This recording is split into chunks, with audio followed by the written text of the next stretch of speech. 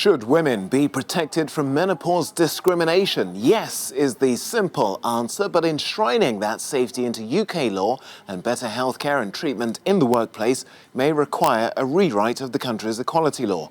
Well, joining me now to discuss this is Caroline Noakes. She's a Conservative MP, as well as being chair of the Women and Equalities Committee in the UK Parliament. Well, thanks for taking time to speak to us here on the programme. Tell us, what does the UK law currently say about this issue right now? Well, at the moment, it says very little. And we know that women can be protected on the grounds of their gender. There are protections if you are pregnant or a new mother. And also there are protections according to age. But too many women in the UK have been forced to use disability discrimination legislation in order to make sure that their rights are protected in the workplace when it comes to the menopause. And that's just not right. So have you been hearing cases of women being sacked for having painful periods, for example?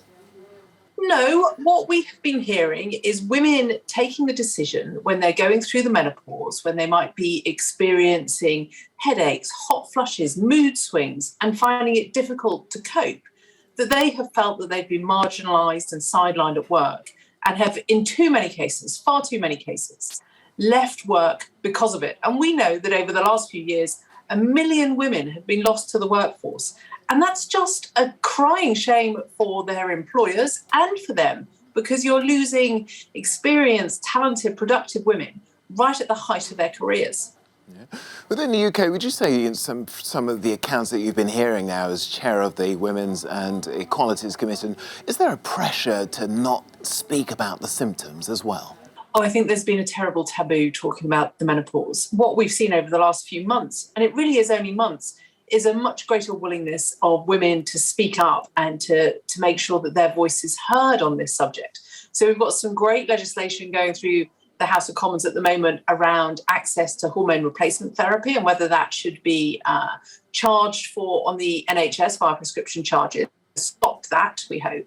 But in the workplace, it still remains a taboo and a stigma, and we absolutely have to beat that down and make sure that employers are stepping up to support women, because all women will go through the menopause at some time or other. So it's important that we have the systems and the structures in place to make sure that they can carry on working.